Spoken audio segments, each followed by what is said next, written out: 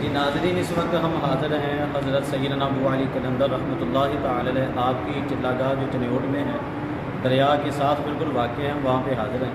یہ اللہ پاک کے نیک ولی کی چلا گاہ ہے۔ بعض لوگ اس کو مزار سمجھتے ہیں، مزار نہیں ہے بلکہ یہاں پہ اللہ کے نیک بندے چلا کاٹ کے گئے ہوئے ہیں اور انہوں نے یہاں پہ عبادت کی ہوئی، تقریباً کم و بیش 12 سال انہوں نے یہاں پہ عبادت کی ہوئی ہے۔ اور یہ اللہ پاک کے نیک ولیوں کا طریقہ کار یہ رہا۔ اور یہ بھی یاد رہے کہ حضرت ابو علی قلندر رحمۃ اللہ کی تعالی علیہ آپ اکیلے درویش نہیں تھے، بلکہ آپ اپنے وقت کے بہت بڑے مفتی اور بہت بڑے عالم دین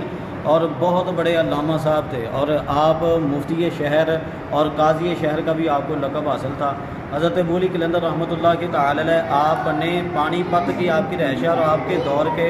جو بڑے بڑے حکمران گزرے ہیں وہ زیادہ خلجی خاندان کے جو لوگ گزرے ہیں وہ آپ کے دور میں تھے۔ اور اسی طرح اولیاء کرام کی اگر آپ فہرست دیکھتے ہیں تو حضرت سیدنا خواجہ نظام الدین اولیاء رحمۃ اللہ کی تعالی علیہ، اور اسی طرح سیدنا شہباز قلندر رحمۃ اللہ کی تعالی علیہ، یہ آپ کے ہم عصر اولیاء کرام میں سے تھے۔ اسی طرح آپ کا یعنی کہ جو وفات ہے یہ 724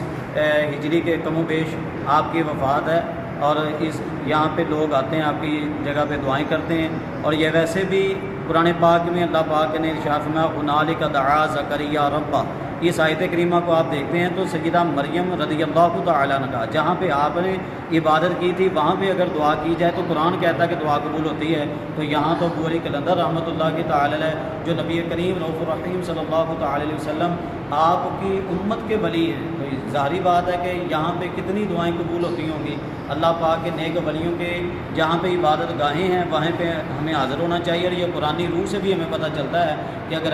ایسی جگہ پہ آپ حاضری دیں گے تو انشاءاللہ اللہ کی رحمت سے ہماری دعائیں قبول ہوں گی۔ لیکن ساتھ ساتھ ہمیں یہ ضرور ذہن میں رکھنا چاہیے کہ جس نے اللہ کے نیک ولیوں نے اپنی زندگی اس طریقے سے گزاری ہے کہ ہم ان کی چلا گاہ کے اوپر حاضری دے رہے ہیں، ان کے مزارات پر، ہمیں بھی چاہیے کہ ہم ان کی سیرت پر چلیں۔ جس نے یہ عالم دین تھے، مفتی اسلام تھے، تو ہمیں بھی چاہیے کہ علم دین کی طرف بڑھیں۔ اور جس نے ان لوگوں نے اپنی دن رات راہ خدا کے لیے وقف کیے اور عبادتیں کرتے رہے۔ ہمارے لوگ مانتے تو اولیاء کرام کو ہیں لیکن ان کے طریقے کے اوپر نہیں چلتے، 5 نمازوں کو ادا نہیں کرتے۔ بعض تو یہاں تک کہہ دیتے ہیں کہ لو جی مولویوں نے 5 ٹائم ساڑی ہر ٹائم، یہ طریقہ کار درست نہیں۔ ان اللہ کے ولیوں سے پوچھیں کہ جو حقیقتاً ہر ٹائم وہ یہ کرتے تھے کہ 12 سال انہوں نے یہاں پہ رہ کے اللہ پاک کی عبادت کی ہے، اور اس وقت آپ کو پتہ یہ آسائشیں یا پنکھ یہ چیزیں اس طرح کوئی سہولیات نہیں ہوتی تھی، لیکن ان لوگوں نے باتیں کی ہیں۔ ہم ان کا صدقہ دعا کرتے ہیں، یا اللہ میرے سمیت جو میرے سمیت جہاں پہ موجود ہیں ان سب کی دلی مرادوں کو پورا فرما۔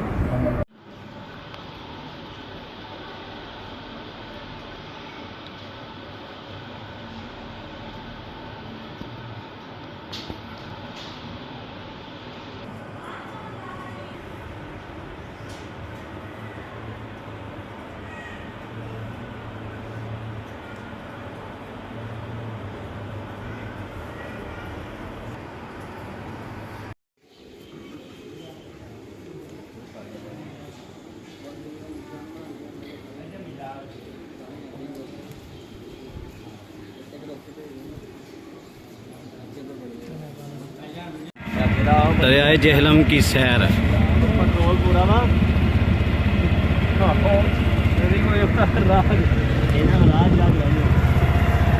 مچھی